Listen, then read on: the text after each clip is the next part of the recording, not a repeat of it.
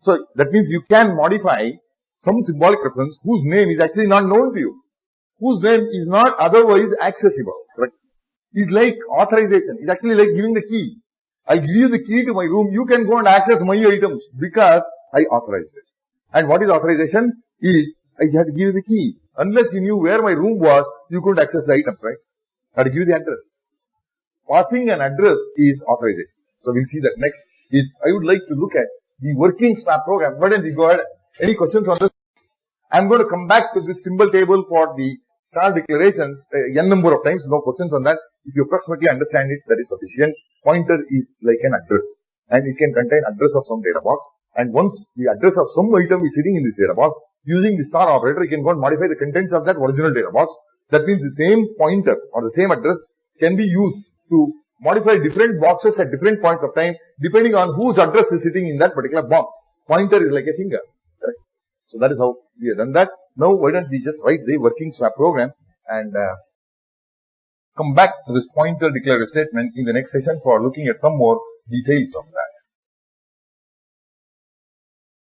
What we need to do is call by reference actually. How the swap program worked in Fortran was, Fortran did call by reference. Right? That's what it did.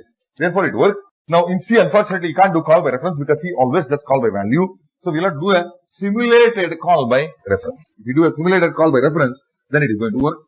Call by reference is nothing but passing the address.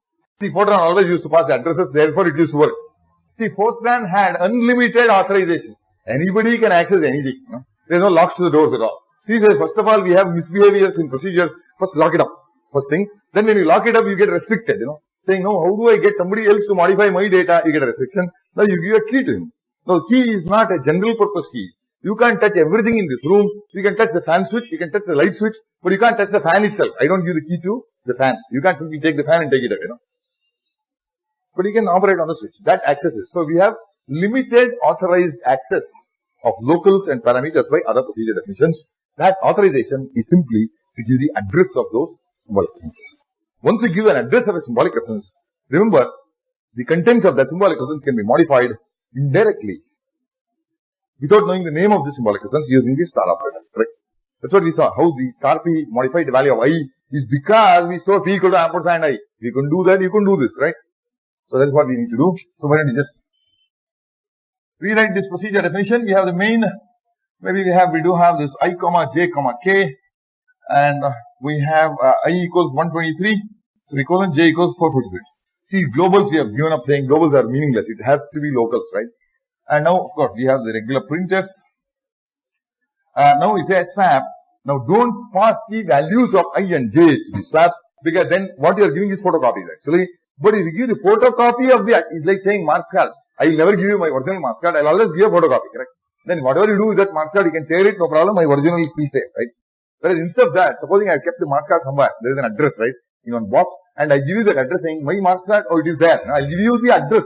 I'll write down the address and take a photocopy of the address of the mark card and give you what happens. Can you go and modify the original? You don't have the original address, but you have got a photocopy of the address. Does it matter whether you have a photocopy of the address or handwritten address?